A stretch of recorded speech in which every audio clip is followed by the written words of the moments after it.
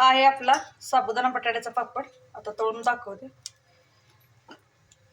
तेल गरम झालेलं आहे. खूप छान लागतात पापड. कसा फुलतोय पापड, फुललेला आहे चांगला.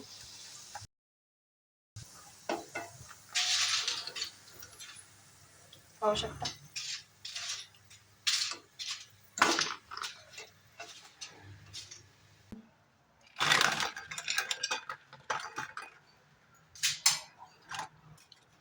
किती छान आलेला आहे कलर याचा, पाहू शकता. दाखवते आता. खमंग आणि खुसखुशीत असं.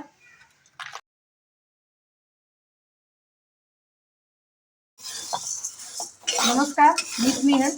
तर आज मी तुम्हाला छान असे साबुदाणा बटाट्याचे उपवासाचे पापड खुसखुशीत असे करून दाखवणार आहे.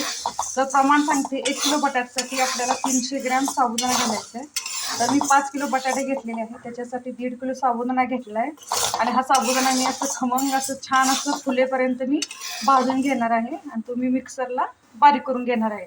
तुम्हाला पाहिजे असेल तुम्ही बाहेरून गिरणीवरती धुवून आणू शकता.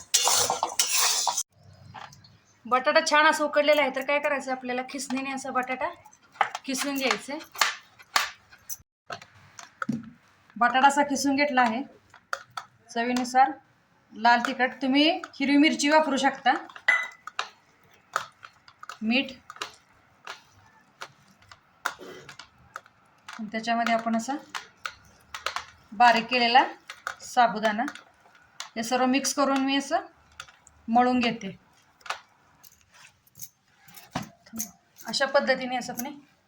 आणि 3 ते 4 तासासाठी आपल्याला भिजत ठेवायचं आहे. आणि नंतर काय करायचं आहे, आपल्याला ह्याला वाफ देऊन घ्यायची, म्हणजे आपले पापड खुसखुशीत छान होतात असे. आता आपल्याला काय करायचं आहे, तर ते पीठ वाफवून घ्यायचं आहे. मोदक पात्र घेतलेलं आहे, पाणी गरम करायला ठेवलं आहे. त्याला मी थोडंसं असं काय करते, तूप लावून घेते, म्हणजे आपलं चिकटणार नाही.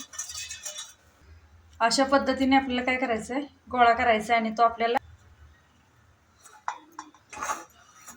त्याच्यावरती असं अशा पद्धतीने 2 ते 3 ठेवून घेते. आणि अशा पद्धतीने मी 7 ते 8 मिनिटासाठी याला छान अशी वाफ करून घेते. पाहू शकता, छान असं आपलं पीठ वाफवलेलं आहे. तर आता आपण हे काढून घेऊया.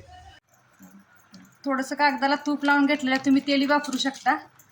असा गोळा घेतला आहे, त्याच्यावरती दुसरा कागद ठेवायचा आणि पुरी प्रेसने असं हे करून घ्यायचं. आणि आपल्याला कागदावरती घालून घेऊया. अशा पद्धतीने